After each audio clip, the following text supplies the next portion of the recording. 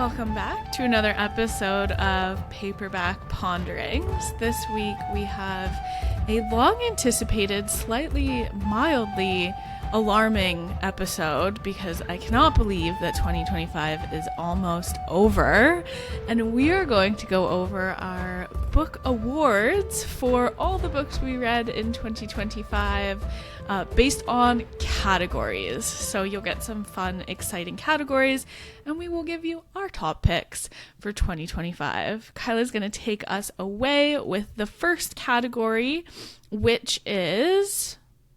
What is the first category? Best romantic tension. Starting it off strong.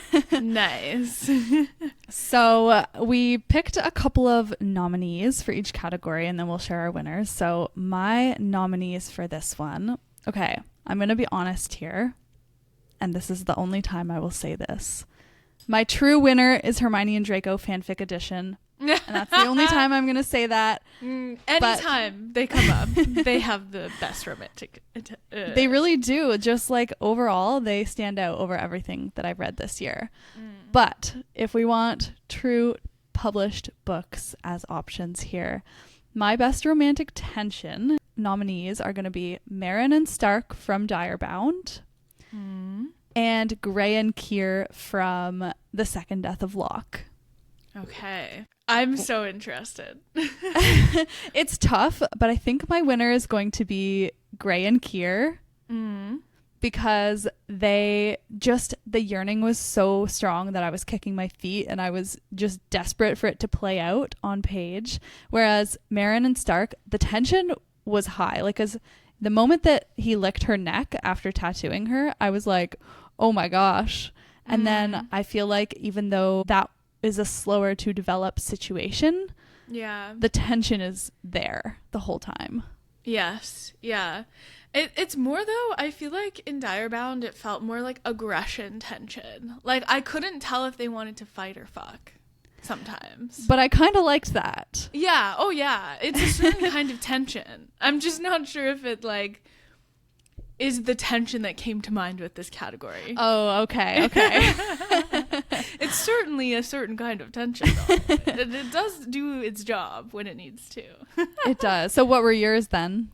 So I went the same way. My nominees for Best Romantic Tension was Keir and Gray. Okay. From The Second Death of Locke. I also struggled between Cross and Wren from Silver Elite. Yeah, that's a good one. Yep. And Gideon and Rune from Rebel Witch. That's true. They had pretty good tension too. They did have pretty good tension, and their relationship evolved quite interestingly in Rebel Witch, I found. Like it could have been hard to do what needed to be done in that book, but I think overall the winner for me is Gray and Keir as well. Oh, okay. I thought you were gonna go Gideon and Rune there. Well, so I mean, I feel like maybe some recency effect is happening here because I read The Second Death of Locke pretty recently, but I don't like a friends to lovers arc. And the fact that I was so obsessed with this couple, it had to be them. Yeah. That means she did the tension so well that it didn't matter that I don't like a friends to lovers arc. Or maybe you just haven't read any great friends to lovers books yet. Maybe. It's just not something I've really gone for or ever wanted or liked. I don't know why. No, that's fair. I've had some really iffy experiences with it.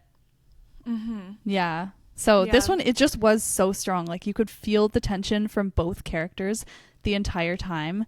It was so obvious that they had feelings for each other, and they were just truly idiots about it who just couldn't cross that line.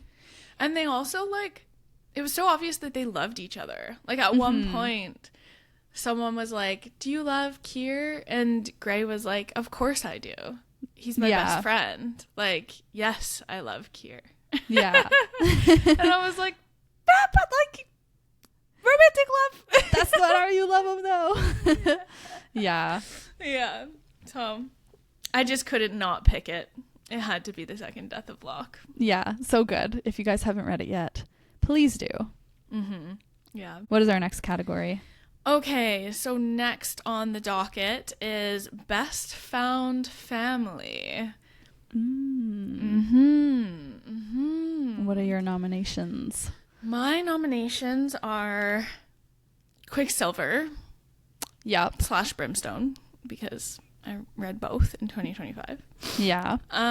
Or the final conclusion of the Halfling Saga, Honored Vow. Ah, yes. It came out in 2025, and that book, essentially just like the Found Family, because it's the fourth and final book, was so strong that it was like indisputable that these people were a family. You know? Yeah. So it was really hard to pick. But I think if we're leaning into like just the Found Family, not the like obsession that I have with a band of brothers that Kingfisher has led. Yeah. I'm going to go with Honored Vow. Okay, I love Melissa that. Blair. Yeah. I actually have that series on my list too. I didn't read an Honored Vow yet, but I read A Vicious Game, my first read of the year, and you can feel it building even in the third book with how much these characters have been through together. So that was one of my contenders too, as well as Heavenly Bodies by Imani Ariu. I feel like we have a really good found family there too, between Enzo and Alara and Enzo's friends from the court, who we get to know more in Fallen Stars too. And I think it's hard because now it's been like almost a full year since I've been back in the Melissa Blair, so the found family part of it is not as prominent in my mind. Yeah. So I think I'm gonna go Heavenly Bodies because of that reason. Interesting. Okay. And this is Heavenly Bodies specifically because of Fallen Stars? Oh, I think both of them played a role. Like, I wouldn't say Heavenly Bodies is like one of my favorites of the year. Like, I had some reservations about book one, and I did enjoy book two, but I just can't deny, even though it's not like a 5-star series for me, I can't deny the camaraderie and the teamwork and stuff, especially in book two. There's a lot more of like the friends helping out with things on missions and stuff, so, and some new characters that come into the family, so yeah. And it's also recency effect. I read it a couple weeks ago, so yeah, I was gonna say that might be a like recency effect, or I'm like really missing something from Fallen Stars, which I might be. I'm not fully done it yet, so okay, we'll talk when you're done, maybe. Yeah, I think I know. I think I know where it's going, and I'm intrigued. But okay, yeah, we'll touch base on that later. We will, yes. Report back. Yeah. No, great choice. Great choice. I thought for some reason that you might pick Shield of Sparrows, but I feel like maybe we're not quite at the found family stage, but we're building to it. Yeah, I think my issue with Shield of Sparrows, one of my issues with Shield of Sparrows was that there was a setup that could have really been developed in terms of found family and the side characters, but the side characters felt like they remained very sidelined. Yes. We didn't get quite as much as I would have hoped for. Yeah. But the potential is there. Absolutely. Yeah. I also had, as another contender, side note, Ledge by Stacey McEwen. There's a pretty good found family in that one too. I love that. Okay. Next, the hot ticket ones. We've got favorite female character and favorite male character coming up. Who are your contenders for favorite female character? Okay, this one was tough. My contenders are Medra Pendragon from On Wings of Blood, which I feel like I don't think you're going to agree with because I know you have your issues with her. But I liked her a lot because something about her kind of reminded me of Hermione, less in the studious way, because she's not the studious friend even in the story. Like she has a friend that's even more so than her, but just her like passion and fire behind her. I really liked that. I just liked her. And yeah. So then we have Lara from the Bridge Kingdom. Oh, yes. Because she was very much giving Aelin energy. She is super badass in her abilities, but I really like her as a person too. Mm-hmm. And then we have, lastly, I'm giving a third option, Dawson Sabar from Ledge. She was a really standout character, I feel like. Very no nonsense, axe wielding, girl on a mission. Yeah. Nice. She's a memorable character. I love that. And who is your winner? I have a feeling I already know. You definitely already know. My winner is Lara from the Bridge Kingdom. No questions. Yeah, you can't not pick Lara for female main character. No, she's really the best. I'm glad I didn't read that book in 2025 because I would struggle city to like hold a candle to Lara, you know? Yes, you are probably going to see that book come up a few more times in this episode. And for that, I apologize. It's probably good you didn't read it this year too, because then the two of us just would have been like only talking about the Bridge Kingdom. The Bridge Kingdom sweeps the stakes. What were your nominations? Okay, so my favorite female main character nominations were Rhaena Bloodgood from the Witchwalker series. Okay. Ren Darlington from Silver Elite. Thought she was really spunky. Yeah. I enjoyed her. Definitely. And I'll throw a third in there too for sure. Go for it. We're going to go with Maren Cooper from Direbound. I like it. Yeah. And honestly, really tough call. I loved them for different reasons, but I feel like most of them irritated me at some point in my reading journey, except for Maren. Really? Yeah. I didn't like necessarily get annoyed with her in any aspect of the book. Maybe towards the end a little, but like for the most part, she's a fun female main character. Yeah, I agree. I think I had some minor grievances with her, but like very, very minor. But interesting. Overall, great character. Yeah.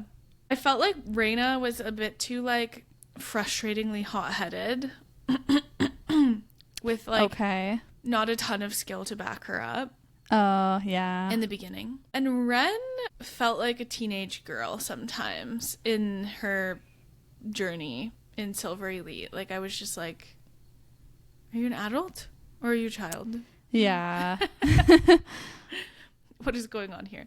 So it had to be Maren. But overall, like there are no books this year for me that stand out with like god tier character love, either male or female. Found Family's different, side characters different, but like male main character, female main character, I kind of struggled with this year. I agree. There was nothing looking at my lists that I wanted to like scream and shout about. Yeah, that you're like, oh, 100%. I am so like convinced I know that this is like there was no one that like jumped out. There was no one that was like, oh, this person has to win this category. Yeah, besides Lara for me, but like they're a real person. Yeah, true, besides Lara. But who, speaking of favorite main characters, who were your picks for favorite male main character? It's gonna be Aaron, isn't it? I was gonna try to not pick him. Okay, he's a contender. I'm not gonna lie. He's a great king, very down to earth, loves his people, has been put in a lot of hard situations in terms of decision making. Obviously, he wants to be good and let his people be free, but for the security of Ithacana, he can't let them leave and do certain things. Like, he's in a tough spot, and he's a great guy. And I'm convincing myself as I'm talking about him. Other contenders would be Patrick Coulson from A Forbidden Alchemy. I think he stands out a lot. He just feels really distinct. I love his passion for his cause, but also his like burning fire that has never died for Nina. I like that he's not afraid to get his hands dirty and he doesn't feel guilty about it. Like he doesn't care who knows. He's just like, this is what I believe in, and so this is what I'm doing. So I love him. I was gonna put I've got two more. Okay, I'm gonna say Kane Farron from Alchemized. Okay. Because this is less in terms of looking at him as like book boyfriend, because the trauma in this book is very, very high. So it's harder to look at it with that lighthearted, like, oh my God, I love you kind of thing. Mm. But what he goes through and what he has to go through and the decisions he has to make are just so like gut wrenching. And I just really feel a lot of emotions for him as a character and what he stayed strong through. So this is more so like as a character and less as a book boyfriend. But if we're looking at it in like book boyfriend kind of more light, my winner of the 3 is going to be Patrick Coulson of Forbidden Alchemy. Nice. That is very funny because I also picked Patrick Coulson as a contender for this category. Okay. Yes, I agree with everything that you said, and will add that I have always carried a flame for Thomas Shelby. And this man is the closest on-page character I've come across that manifests or that like represents Thomas Shelby and like who he was in Peaky Blinders. So right, had to pick him for an option. Mm-hmm. And then my other choice is Kingfisher from the Fan Alchemy series. Ooh, yup. Really tough decision because both are wonderful in their own way. I think for me, like, it's hard to have a male and a female main character stand out like significantly. I feel like sometimes like one needs to shine brighter than the other. Mm-hmm. For example, everyone likes Reese more than Feyre or Aelin more than Rowan. Like, yeah. I think people like even Xaden more than Violet, you know? Oh, like, definitely. it sometimes just needs to happen. And for me, Patrick Coulson stood out more in the story. Than Nina? And Definitely. then comparatively Kingfisher. Like, I think Kingfisher is like a prop for Sarah in this story. Obviously, he's like a real character, but like he is becoming, to me, just like the male counterpart of the Sarah and Kingfisher union. Interesting. Yes, because you're already like halfway into Brimstone. Yeah, not to give anything away about Brimstone, but that's kind of how I'm feeling. That's interesting because I feel like in book 1, I've only read book 1 so far, but in book 1 he really stood out to me because he's got his kind of like crazy energy to him that makes him stand out from your classic just morally gray book boyfriend. Like, he's a little manic, he's a little bit like you don't know what he's gonna do. Yeah. Oh yeah, definitely. I think that like dies a little bit in the second book. That's too bad. Yeah, he's not as feral. Okay. Yeah, that is too bad. I think he's just more like mentally organized, I guess. I don't know. I don't know if that's the right way to put it. But all of this is to say it's not that Kingfisher is bad. It's just Patrick Coulson specifically, like, you're so solid in who he is. Mm-hmm. And he's got like very strong guiding principles and morals. And like, I love that we're in a position, not to give anything away, but I love that we're in a position where Patrick has to, like, we get to see him struggle between his morals and his personal interests. Like, yes, what he wants and what he wants for the country. Yes. Yeah, I think book 2 is going to be a really interesting time. Yeah. And he might be the star of 2026 too. Oh my God, yes. I think there's a very high possibility that that's the case because I loved me some Patrick Coulson. Every time he came on page, I was like, ah! So yep. I was like, yes, you smoke that cigarette and be the boss man. Yes, completely agree. And then I could just picture him like rolling up his shirt to get down and dirty in the mines, like, yeah, with the suspenders on, get out of town. Oh my God. I can see it. Yeah, no, it's game over. He walks in the room, game over. Yeah. So yeah, it had to be Patrick. Yeah. My love. Okay, next category Best side character. Mm-hmm. Who are your nominations? So for this one, I kind of had a tough time. So I picked specifically Carrie Swift from the Fan Alchemy series and Riddick from Onyx Storm. Oh, Earlier yes. this year. Yeah. And I think that Onyx Storm specifically, like, he really shined in He this did, yeah. book in a way that he didn't before. And honestly, this is just like a debate on the internet, so I thought it'd be fun to, like, debate it here. / get your thoughts on it. But I feel like I'm gonna go with Carrie Swift. If you asked me, I would have picked Carrion as well.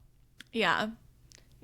Riddick is fine and dandy, but like he's not Carrion. And no, you get to see so much more of Carrion in this book too. Like it's really fun to get Carrion's background and Carrion's like life. I'm very excited for that, and I've heard there's a lot of good like Kingfisher Carrion banter, which is fully what I'm here for. Yes, there is. Yeah. So yes, very excited for that. And I agree, like Riddick is great, but Carrion just has a special energy to him. The way that he interacts with Saris, like his relationship with her is really fun. His relationship with Kingfisher is really fun. The way he interacts with the entire cast of characters in general, his attitude is just fun. Like just everything about him I love. He brings the very much needed comedic relief. We're so here for Carrie Swift. Yeah. And you get to see like a little bit of a deeper side to him in this book. Okay. Yeah. Who are your nominees for Best Side Character? Curious if we have any overlap. I didn't read Quicksilver this year, so I cannot pick from that one, or else he would absolutely be on my list. I have 3. I could not narrow it down to 2, so you're getting 3 from me here for nominations. Okay. Number 1, Gerarda from the Halfling Saga, specifically A Vicious Game is the one I read this year. Yeah. Gerarda is such a powerhouse of a character, and her arc from book 1 until the end of the series is so great. Such a strong character arc. I love the direction it went in. It's hard to talk about it without spoilers, so I won't really in detail, but I just really love the way that she interacts with everyone around her, specifically Kira. And I can't spoil, but you know what I'm talking about. I know what you're putting down. I'm picking up what you're putting down. And I totally agree. Great gal. Next contender is Maisie Donner from Sunrise on the Reaping. This girl, man, oh man. You start out this book thinking that you're going to strongly dislike her. Haymitch dislikes her. She's like this kind of preppy, stuck-up girl from his village, and he's kind of like rolls his eyes at anything that she says. But she becomes so important to the story, to Haymitch. In seeing recently all the promo for the Hunger Games movie, like the Sunrise on the Reaping movie and the trailer and stuff, and like all the fan edits of specific moments with her, I'm just like, oh, yeah, she's just really a really powerful character. I see. But she's not main? She's not a main character? I mean, she is. She's one of the tributes selected for the Hunger Games alongside Haymitch, so she's very present in the games, but like Haymitch is the main character. The main character. I see. Okay. And then third option is Donnie from A Forbidden Alchemy. And I know you love him too. He's a great side character. Yeah. Lots of good comedic relief, but he's also embodies the Peaky Blinders vibe. And he's just very formidable despite, you know, being blind and operating in this revolution, and he doesn't let that stop him at all. He's still a powerhouse and funny and positive and great. Yeah. So this is a hard pick, and I think I'm going to go with... It's not Donnie, but it's a really hard pick between Gerarda and Maisie. I'm going to go Gerarda, maybe. That makes me happy. I really like Gerarda. Gerarda needs more love. She does. Yeah, she deserves some spotlight. So, especially for the folks who only have read the first second book. Yes, please keep reading. Please keep going so you can really understand the true story of Jorah. Yeah. Yes. That's so fun. I love that you picked her. Yeah. That makes me happy. But do not sleep on Maisie Donner. Yeah. She's right up there. You're kind of making me want to like try and read Sunrise and the Reaping before the year is over. You totally should. Okay, I am very excited for the next 2 categories because I want to know what you picked. First up, most exciting plot. Who are your nominees? Okay, most exciting plot. My contenders are Silver Elite, Direbound, Sunrise on the Reaping, Okay. and the Bridge Kingdom / the Traitor Queen. Sorry, I put 4 in. Ooh, okay. Because all of these kept me on my toes in different ways. I think my winner is going to be Silver Elite. Ooh, yeah, girl. Get This one deserved a little bit of spotlight from me in my yearly wrap. It was a great story. The plot is what kept me going. I loved the kind of divergent vibes to it. I loved the like military and modern military. Like we get a lot of like knight type stories in the fantasy that we read, or just like warrior stuff. But this is like tech military stuff, which was a nice switch up. Really enjoyed it. They're going on like missions and stuff, high stakes missions, and it was just really fun. And like Sunrise on the Reaping obviously kept me on the edge of my seat, but at the same time it didn't win for me in terms of most exciting plot, because to a degree you do know what's going to happen. So yeah, you know the outcome. Yeah. Even I know the outcome. Yeah. Which does not take away from enjoyment, but just in terms of most exciting plot, like you're going to be more excited when you're not sure what's going to happen. Oh, 100%. Yeah. What are yours? So funny you mentioned Silver Elite, because that is one of my nominees. Okay. For most exciting plot. The second one, which I'm very surprised you didn't pick, is The Second Death of Locke. Oh, yeah. I mean, I think just like it was very exciting too, but it also had some slower parts to it. I see. Like there were moments on the road where they were just kind of like trotting along and like chit-chatting, and then there were moments of high intensity battles and things, which were super exciting. But I think just overall these other books were more plot heavy for me. See, I took this category as like what sucked me in and kept me in the whole time. Because only a good plot and good characters could really do that for me. So not a romance? Not really. No. I wouldn't say like a strict romance could like suck me in and keep me in right now. Okay. I'm not in the mood for that. Currently. But so that was one of them, The Second Death of Locke, and the other one, Silver Elite. And I think both of them from the get were really enticing to me. Like from the literal beginning of The Second Death of Locke, I was like sucked in, and I was like, oh my God, what's going on? Like, are we going to lose this character this early? What's happening? And I think it doesn't help that like I didn't know what I was going into when I did go into that book, but or maybe it does help. Yeah, maybe that it does made you have more fun. Oh, I would definitely say it made me have more fun.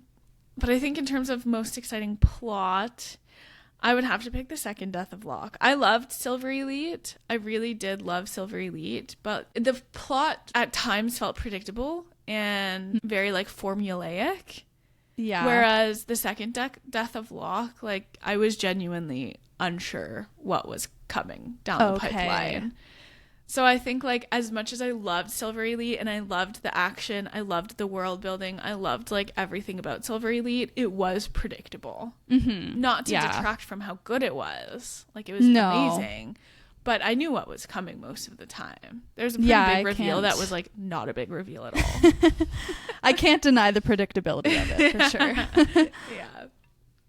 But overall, both really great series, and I'm so happy you picked Silver Elite. That makes me happy. Yeah. Yeah, it deserved a little bit of time in the sun. Yeah.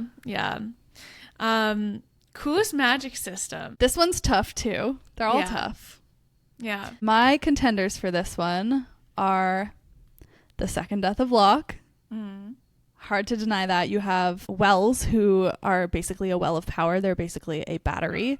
And then you have mages, who wield the power of their well, but they don't have any power on their own. And I just think that it's a really unique system of pairings of two, and that they have to work together, and the limitations of the magic system that we talked about in our last episode a lot, where, you know, if you bond, you can only pair with that one well, and then what kind of issues that has, and the fact that bonding is illegal, and then the power dynamics too, and like the way that wells are treated as an assistant, like a servant kind of thing, largely by a lot of people, but then also by others not so much. So really interesting magic system. It's a contender. Second contender, Blood over Brighthaven. Oh my goodness. Heck yeah. Which I'm not finished yet, but I'm in the second half of, but it's really cool. They have a machine called a spellograph, and they type runic spells into the spellograph, and there's like, it's a really technical magic system. So you have like your action spell for what you want to do, like move this object from here to here, but then you need to do a sourcing spell to source energy from the other realm, and then map that energy to like use it for your action spell. So really interesting concept. I love hearing about all the theory of this, and like just unpacking how it all works. Yeah. As well as things that are learned that I will not say. Yeah, you can't say much about that, can you? But I found that it had its foundations in coding. Like, it felt very academic, and it felt very computer-esque, I guess. Yeah. And I thought that was really interesting. Like, I've never read a magic system that had kind of traceable roots back to modern technology. Yeah, and it's a nice change up from like, I swished my hand and fire appeared. You know, it's like there is a direct source and reason and like explanation for how this is happening. Yeah, and there's a degree of learning that like is involved in this magic system that doesn't exist in any other magic system. It's almost like most other magic systems, the magic is there and it's in them. Whereas in this magic system, the magic is in the world. The magic is like out in this spellograph, and it's not internal to the user. It's a matter of, can the user train themselves enough that they become competent with using this machine to then source the magic. Yeah. And I thought that was really cool. Super cool. In terms of my winner, that is the question. And it's a hard one. But, oh gosh, I think I'm just going to go with the second death of Locke, though, because I think I just really love the two-person dynamic and the way that it affected the plot so much. And, Yeah, I think that's very fair. What were yours? Your nominations? So my nominations were the same. Really? Yeah, the exact same in the exact order. Love that. We're on the same page. Yeah. I'm so glad that you were able to read Blood over Brighthaven and that you're enjoying it as well. It sounds like it's as good for you as it was for me. I really enjoyed the magic system in the second death of Locke. However, I think I am going with Blood over Brighthaven. Okay. For one main reason, which is that I recognize that the second death of Locke has had a lot of screen time on the podcast. Yes. Which is fine. We love that. We loved the second death of Locke. However, I feel like recency effect might be taking part in my decisions when it comes to these awards. And Blood over Brighthaven was so unique and was so like surprisingly good. There's no romance in it. There's no like it's fully plot driven. There's some characters that are appealing, of course, but I would say like for the most part entirely plot driven. I loved the academia kind of aspect to it. I love that it could be learned. I loved that it could be taught, that there was like an educational institution built around like designing and maintaining function of the city. I just liked Blood over Brighthaven as a whole. And the magic was really unique. Like, I've never seen something like that. So Yeah, really good book. I feel like it should be taught in schools. yeah, no, I totally agree. I think there's like so many elements to it. There's like the class system and structure. There's the politics, the women in men's fields arc. There's a lot of very charged topics in this book. Yeah, super charged. That you could really get into and like have some really interesting discussion around. Oh yeah, and like the morals around it, like it's very theoretical. I've written down a couple of quotes even in my notes app because I was like, wow, I want to remember this. Despite it being very theoretical like that, like I just can't put it down. Yeah. So yeah. Yes. But before we get into a full Blood Over Bright Haven. Just like a complete chat session about Blood Over Bright Haven. We'll move on to the next category, which is Best Atmosphere / Setting. Yeah. What are your nominations for this one? I struggled with this one a little bit.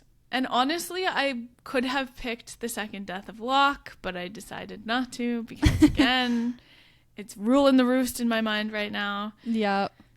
But outside of that, I thought that An Honored Vow had really great imagery. That world has very great imagery. Like the atmosphere and the setting of that world is quite something. It feels very like nature driven, really like an ode to the OG fantasy elves, if that makes sense. It does, yeah. And the second nominee is Heavenly Bodies, another one where the world is very unique and the structure of the setting is, I mean, it changes quite a bit, but like the exposition is really well done. Like you can really see the world that you're in. It's not like you're not given enough to really kind of determine what the world looks like. Yeah, I guess. And that's how I took it, because I think of atmospheric novels and I usually just think of like dark novels like Anathema or like One Dark Window or what was the other one that I read? A Feather So Vicious. Like my mind wants to default to darker settings. Yeah. And I didn't really read a ton of novels like that this year. So I had to get creative with this category.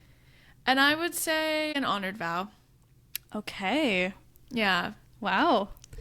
In terms of the setting and the structure and like the world and just like the visions that you were prompted into having whilst reading, like the imagery is quite spectacular in that book.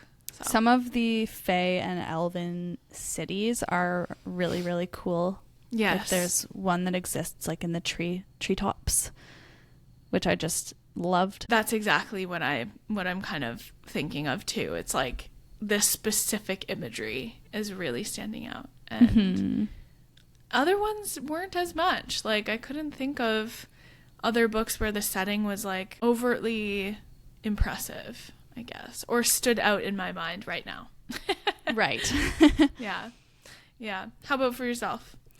Yeah, this is another interesting one for me as well, because I totally see what you mean about gravitating towards darker stories, because I think when a story is dark, usually the atmosphere it's kind of like its own character in the story. Like it's a very important part of the story to make it feel dark in the setting. So I had some books that are on my long list because they were really well done atmospheres, like Anathema and Alchemized, for example, like really well done in terms of creating the imagery and making it feel gothic. But I also wanted to consider it from the perspective of like just an atmosphere or setting that I loved. Bloodwing Academy. I think the Academy was really well done, very castle-esque on the water, like the ocean or whatever. It felt very Hogwarts like. You have the cozy common rooms and the stone corridors and stuff, and I just like that spoke to my soul a little bit. So I really enjoyed that atmosphere. Also, of course, the Bridge Kingdom, super cool setting with the islands and the fact that they were inhabited by snakes and sharks, and they're constantly having to travel back and forth between the islands by boat and through the bridge. Like, it was just, the setting was a character of its own in that story, in my opinion. The irresistible urge to fall for your enemy. This one was just really unique, the world she created. It's kind of like medieval England inspired, but also in almost like a goofy way. It's just, I've never really read anything quite like it, and it deserved some time in the spotlight. Yes, okay, those are my ones. I was like, how many we got going here? I do have more. I'm not going to say them all. Okay. But maybe that's a topic for another day, just a long list of books with a great setting. Truthfully, my favorite setting was the Bridge Kingdom. And I know I've talked about this book too many times, but like, that is my true favorite atmosphere setting of all the books I read this year. So yeah, I'm just going to pick it because I think you have to. Did. Yeah. like if that's the winner, that's the winner. Yes. But I tried to counteract picking the Bridge Kingdom too many times by sharing my other nominations, so. Yeah. I mean, the other nominations were admirable, but they weren't the Bridge Kingdom, so. No. See you later. See you later. See you later. That was a hard one to pick, I found. Okay, next on our list is favorite new author. Dun, dun, dun. Dun, dun, dun. Who are your nominees? I am so sorry. Once again, Danielle L. Jensen. Did you only discover her this year? Yes. Yeah. Like, this is totality? my first.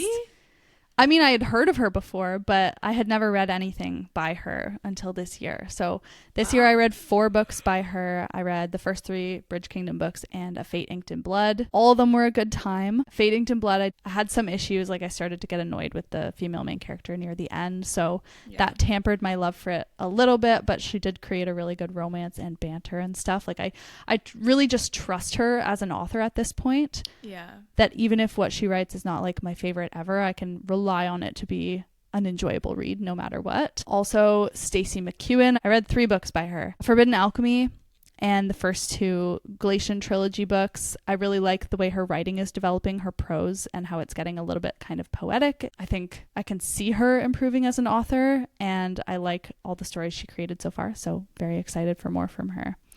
So yeah, those are going to be my contenders. And you know it's Danielle L. Jensen. You just do. You do. We do know it's Danielle L. Jensen. Love that. You did read a lot from her this year. She was my most read author this year. Yeah. That is a stat that they track for you in Fable and Storygraph, that reading tracking app. So she was my author that I read the most books by. Interesting. That would be helpful to know for me. Download Fable. Yes. Who are yours? Okay, so my new favorite author, I kind of struggled with, so I'm not sure, but I think she has the potential to be an auto-buy author, Stacey McEwen. Yeah. I really enjoyed Forbidden Alchemy. I think I'll read Ledge at some point. Like, I feel like you've kind of like sold it enough that I'm curious. But again, I've only read 1 of her books, so I don't know if I can if there's a hill to stand on with that, because I just really liked Forbidden Alchemy and I liked her style. The other one is an author that I kind of just went deep into this year, and it is Charissa Weeks, the author of the Witchwalker series. I want to say the Witch Collector series, but same but different. Yeah. The first book is The Witch Collector. And I've read more of her books this year. I really enjoyed the Witch Collector series in general. But does she have any other books? Yes. Yeah. So she does have some other books. Most of her stories, though, are set in this world, it looks like. Just like spin-offs and stuff.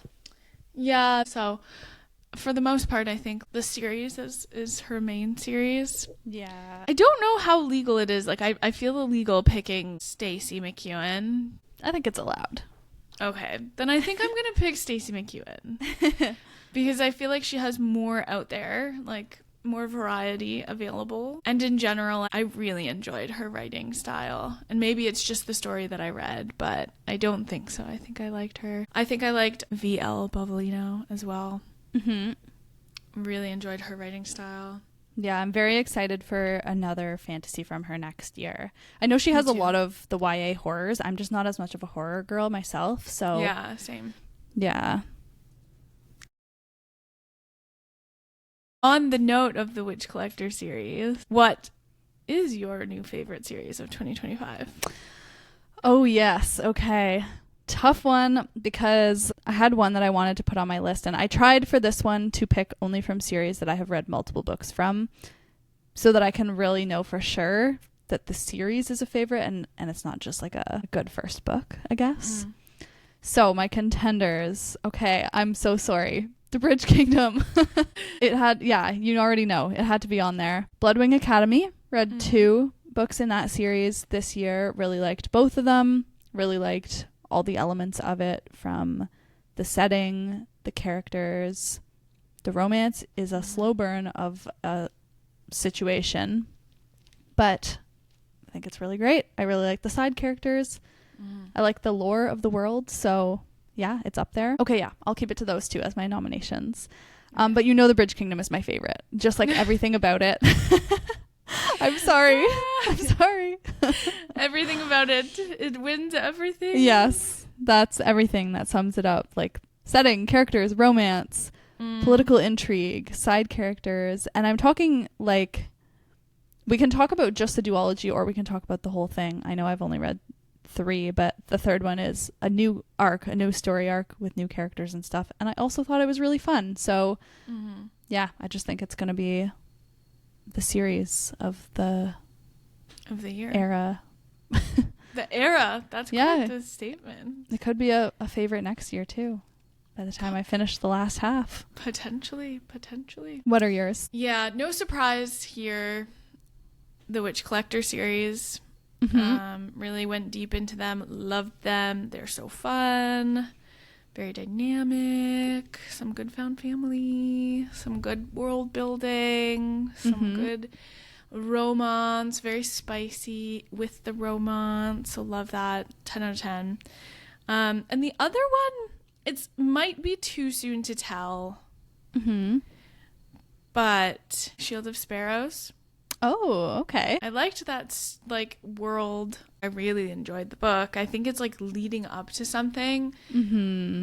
Like I said, time will tell. Yeah. There's also like so many good series that I've like started this year. Yeah, I definitely thought you were going to say Direbound. Yeah, well, Direbound is one. Silver Elite. Yeah. Forbidden Alchemy. We've got Quicksilver, like the Fae and Alchemy series. All of those. So many series that started in 2025. Yeah, so like maybe next year is going to be the year that it's a really hard decision because we have all these to pick from.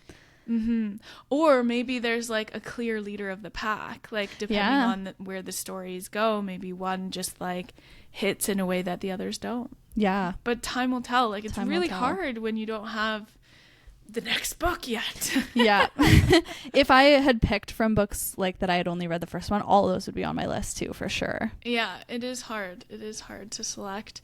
But just by quantity, I'm going with the Witch Collector series. Nice. I think that this series deserves more than what it gets. I think it needs more time in the sun. To me, it needs more time in the sun. Yeah, just seeing how much you have loved it this year, and it's been like a top one that you've mentioned a lot, has made me very eager to give it a try. But I really don't see it like very much at all online, so it seems like it deserves a lot more loving. Underrated. Okay, your favorite 2025 release, favorite book that came out in 2025. My contenders for this one are Sunrise on the Reaping, A Forbidden Alchemy, and The Second Death of Locke, and the winner is going to be Sunrise on the Reaping. Oh, that was quick. That was, yes, quicker than you were expecting from me. So much quicker than what I was expecting. I just figured you've heard us talk about these books, all these contenders, several times, so you don't need another explanation. Yeah, for why. Yeah. That's so funny. I think just like the emotional impact of Sunrise on the Reaping makes it stand out. If a book makes me very emotional, then it's always gonna like shoot to the front of the list. So yeah. Yeah, that's a good call. My favorite 2025 release, it was hard because some of my favorite books from 2025 were not released in 2025. But the ones that were are Shield of Sparrows. Yeah. And Brimstone. Dun, dun, dun. I'm going to go with Shield of Sparrows. Okay. Is that because you're not done Brimstone yet? I'm not 100% done Brimstone, but I think I have enough to have an opinion on how it relates to Shield of Sparrows. And I think Shield of Sparrows, like, maybe because it was the first in a new series and the world was cool and the plot was interesting and just like the idea was very interesting to me, versus Brimstone, where it's kind of like the plot is the same, the world is the same, you know, it's just it's not as interesting to me as I thought it would be. You do get a Kingfisher point of view. There is some banter with Carrion Swift. You know, Sarah's is doing her thing. But, like, it's not as fast-paced as I would expect. And I'm listening to it. Okay. So that's, like, fast. I'm listening at 2 times speed. And it's not feeling like there's a lot of, like, developments happening. How far in are you? Like, I'm, like, 49%. Okay. Yeah. Okay, well, hopefully it picks up in the second half. Maybe. But for now, Shield of Sparrows. Yeah, that was a really good one. I think the only reason I didn't have it higher on the list is because, like, I wasn't as won over by the romance itself. Yeah. But really cool developments with the plot and the world. So, on the note of favorite 2025 release, we are moving into favorite 2025 debut. So, book that came out in 2025 that was the author's debut novel. What are your nominees? My nominees, I mean, you know how much I like a debut. My nominees were To Cage a Wild Bird. Oh, yes. By Brooke Fast. Yeah. And Direbound by Sable Sorensen. I think it's going to have to be Direbound. I was expecting that. Between the two of them. I really enjoyed To Cage a Wild Bird. It was a very fun book. The idea of it was very fun. Loved me some Prison Break X Hunger Games vibes. Yeah. Kind of what it was. Yeah. Yeah, 10 out of 10. Really fun read. But Direbound was like my favorite book of the first half of 2025. Like, that shit just slapped. It did slap. We'll see how Fury Bound goes, but I'm a big stan of that series right now. I'm a big stan of that book. And I just like the fact that that's the first book that this person has written that has been published. Yes, and they are actually a duo. Sable Sorensen is made up of 2 ladies. That's rude. She put 2 names. It's a pen name, yeah. It's Annie and I forgot the other girl's name, but yes. And I'm always very curious when it comes to co-authors like that. I'm just curious. I'm like, how do you divide like who does what, and how do you make the writing so seamless that it sounds like it's from one author? Yeah, I just think it's interesting. And they they did a really good job of being seamless.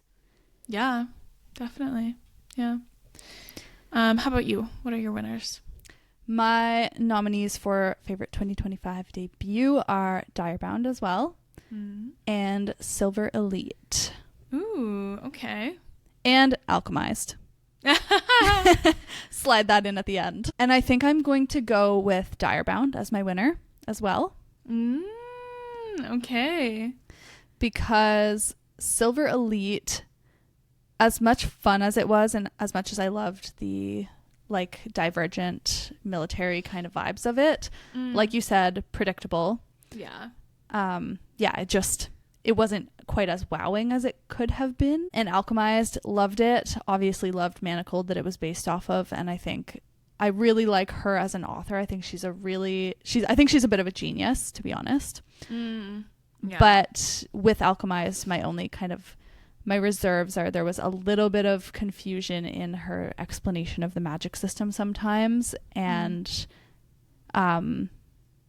it just like left me a little bit confused at certain points, but otherwise masterpiece. But yes, I'm going Direbound because I think it was a really impressive debut. Really impressive start to a series. Yeah. Great book.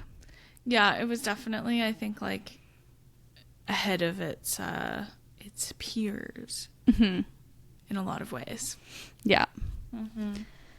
So, I Going believe into the home stretch. Yes, this brings us to our grand finale. Top 3 overall books of the year. Do you want to start? No. You go first. Okay. All right. This one's really hard. I read so many good books this year. Just to preempt this. And not so good books. But, like, it is really hard to pick 3 when you have, like, 75 options. That's it is fucked. very hard. So third on my list is... So I couldn't even pick the third one. Like, I did, like, a fantasy, but if I'm not just looking at fantasy, this one was really good too. Should I keep it fantasy? Yeah, but you can give an honorable mention. Okay. So honorable mention to 8 Seconds to Fly by Grace McKenty. Oh, okay. It inspired my cowboy era. It is a cowboy reverse harem where the female is a bull rider and do with that what you will. So super fun. And it was like very refreshing to find another reliable reverse harem writer, because sometimes people are like, yeah, it was so good, reverse harem, check out this writer, and like I read the book and I just get frustrated because I'm like, this is trash. Why? Not trash, but that's a harsh word, but this is not very good. This is not good reverse harem production. So you have a good reliable one now. Yes, yeah, that was a really great one. If we're keeping it fantasy, my order starting from third place is Blood Over Brighthaven. Because of what it did to me. Yeah. Second place is The Second Death of Locke. Okay. I really loved that book. Maybe it was because I was in the longest slump of my life. Maybe it's because I've had a bone to pick with fantasy for a couple months now. I don't know, but I loved it. And then the third, or I guess the first place, which should be no surprise and was actually my first place nominee mid-year. It held the spot. Direbound. Nice. I had a feeling it was going to be Direbound. Yeah. It like nothing compared in the second half of the year. Like there were of course great books, Second Death of Locke being one of them, but nothing really knocked it out of first place for me. Yeah. To be honest, it was it's Direbound. Love it. 2025. There it is. Yeah, the year of Direbound. How about you?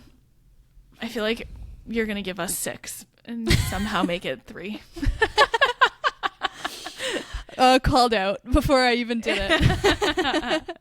I'm going to try not to do that. I let it be known that if I was finished Blood Over Brighthaven, it might be a contender for a spot, but because I am not finished, I don't feel like I can accurately put it on a top of the year. But great book. Okay. Number 3, Sunrise on the Reaping. I love how fast you say it when you need to commit to something. You're like it's just this. It's already there. I have to write it down and walk away. Yeah, throw it down and run. Number 2, Direbound. Okay. Oh, I know who number 1's gonna be. Yes, you do. Number 1, The Bridge Kingdom / The Traitor Queen, both of them. Yeah. Because really, which is both fair. of them. Don't come for me. I read them back to back as one continuous story. When I talk about The Bridge Kingdom, I'm largely talking about the arc of the 2 books that are about that couple. So I feel like it is fair to put them in the number 1 slot together because it's a continuous story. Yes, I think that's totally acceptable. I will accept that. Thank you. I, again, will call out how much I love that you were like, both of them. Both of them get number 1. Don't come for me. Don't come for me. I know what I'm talking about. Yep. That's not a surprise. I don't think either of us are surprised.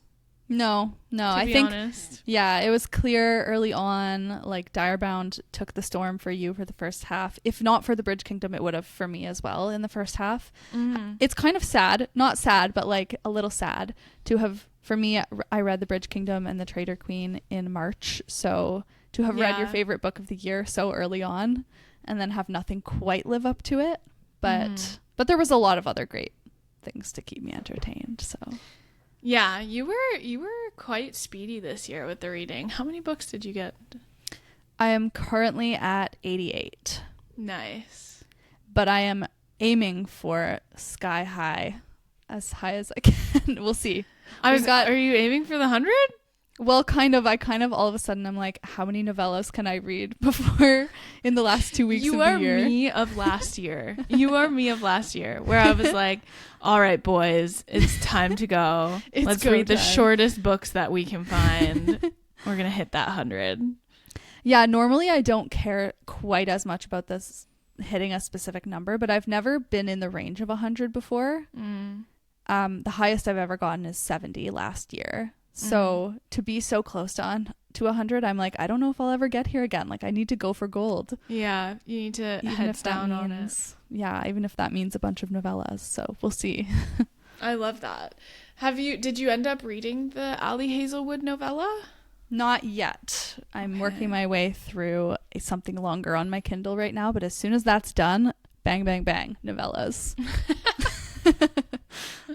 Oh, I'm excited for you. I think you could do it. Thank you. I literally made a list of short fiction in my notes that I'm like, okay, these ones are all like short.